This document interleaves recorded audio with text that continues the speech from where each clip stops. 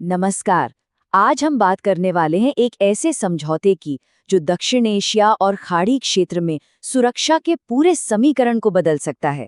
हाल ही में पाकिस्तान और सऊदी अरब ने एक ऐतिहासिक रक्षा सौदे पर दस्तखत किए हैं। ये सौदा दशकों पुरानी दोस्ती को एक बहुत ही मजबूत सैन्य गठबंधन में बदल रहा है। चलिए इसके गहरे मतलब को समझते हैं। इस पूरे समझौते की सबसे बड़ी बात या कहिए कि जान बस इसी एक लाइन में है। ये कोई मामूली सहयोग का वादा नहीं है, ये एक पक्की सैन्य गारंटी है।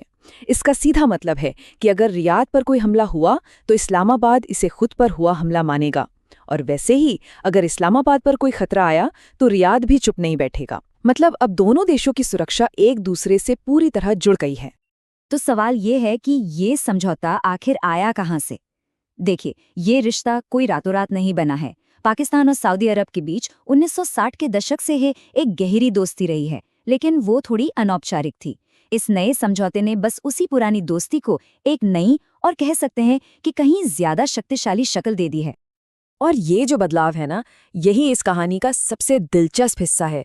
जो पहले सिर्फ एक दोस्ती और आपसी सहयोग का इनफॉर्मल रिश्ता था, वो अब एक कानूनी तौर पर बाध्यकारी रक्षा संधि बन गया है।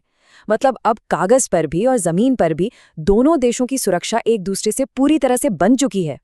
इससे एक बहुत बड़ा सवाल खड़ा होता है, दशकों पुरानी इस दोस्ती को अचानक एक फॉर्मल संधि में बदलने की जरूरत आखिर पड़ी क्यों? पिछले कुछ सालों में ऐसा क्या बदल गया कि इन दोनों देशों को ये कदम उठाना पड़ा? असल में इसके पीछे 3 खास वजह हैं। इसकी वजहों की जो कड़ी है वो 3 हिस्सों में जुड़ती हैं। सबसे पहले तो अमेरिका का मध्य पूर्व से धीरे धीरे पीछे हटना, जिससे इलाके में एक सिक्योरिटी वैक्यूम मतलब एक खालीपन सा पैदा हो रहा है। इसी खालीपन के बीच हाल में हुए कुछ हमलों ने खाड़ी देशों की कमजोरियों को भी दुनिया के सामने ला दिया, और बस ठीक इसी मौके पर पाकिस्तान अपने सैन्य और परमाणु शक्ति के साथ सऊदी अरब के लिए एक परफेक्ट सुरक्षा सहयोगी बनकर उभरा है। तो पाकिस्तान ही स्वाभाविक सुरक्षा साझेदार क्यों? क्योंकि दुनिया में ऐसे देश बहुत कम हैं जिनके पास वो है जो पाकिस्तान के पास है, एक बड़ी और प्रोफेशनल सेना और साथ ही न्यूक्लियर हथियार भी। सऊदी अरब के लिए ये कॉम्बिनेशन एक ऐसी सिक्योरिटी गारंटी की तरह है जिसकी उसे इस बदलते हुए दौर में शायद सबसे ज्यादा जरूरत है। तो कारण तो अब साफ है, लेकिन इस समझौते का असर सिर्फ इन 2 देशों तक ही नहीं रहने वाला। इसकी लहरें पूरे दक्षिण एशिया और खाड़ी क्षेत्र के पावर बैलेंस को हिला सकती हैं। आइए देखते हैं कैसे। देखिए, इसके प्रभाव बहुत गहरे और कई लेवल पर हैं। पहला तो ये कि ये शक्ति के संतुलन को बदलता है, जिससे बाकी देशों को अपनी रणनीति के बारे में दोबारा सोचना पड़ेगा। दूसरा, ये सिर्फ एक कागजी समझौता नहीं है, इससे दोनों देशों की सेनाओं के बीच ट्रेनिंग और खुफिया जानकारी का लेन देन और भी गहरा हो जाएगा।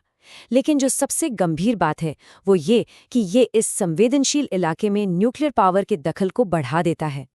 इस पॉइंट को समझना बेहद जरूरी है। जब एक न्यूक्लियर पावर वाला देश मिडिल ईस्ट के एक इतने अहम देश को सुरक्षा की गारंटी देता है, तो इसका मतलब ये है कि अब कोई भी छोटा मोटा क्षेत्रीय झगड़ा भी एक बहुत बड़े और खतरनाक संकट में बदल सकता है, और यही इस समझौते का सबसे गंभीर पहलू है। अब आते हैं उस सवाल पर जो हमारे लिए सबसे जरूरी है। इस बदलते हुए क्षेत्रीय समीकरण का सबसे सीधा असर भारत पर पड़ना तो तय है। तो सवाल ये है कि भारत के लिए इस समझौते के क्या मायने हैं और इससे कौन सी नई रणनीतिक चुनौतियां पैदा हो रही हैं। भारत के लिए जो चुनौतियां हैं वो सीधी सीधी 3 मोर्चों पर दिखती हैं। एक तो आर्थिक मोर्चा, क्योंकि हमारी एनर्जी सिक्योरिटी और लाखों भारतीयों का भेजा पैसा सब खाड़ी की स्थिरता पर ही तो निर्भर है। दूसरा है सैन्य मोर्चा, क्योंकि पाकिस्तान और सऊदी की बढ़ती मिलिट्री और इंटेलिजेंस पार्टनरशिप भारत के लिए एक सीधी चुनौती है। और आखिर में डिप्लोमैटिक मोर्चा, जहां ये डर है कि पाकिस्तान इस नई दोस्ती का इस्तेमाल कश्मीर जैसे मुद्दों पर सऊदी अरब का समर्थन पाने के लिए कर सकता है। तो कुल मिला के बात यह है कि इस रक्षा सौदे को सिर्फ पाकिस्तान और सऊदी अरब के बीच का मामला समझने की भूल नहीं की जा सकती। ये एक रीजनल गेम चेंजर है और इसके असर की लहरें सीधे भारत और पूरे दक्षिण एशिया के सुरक्षा माहौल को प्रभावित करेंगी।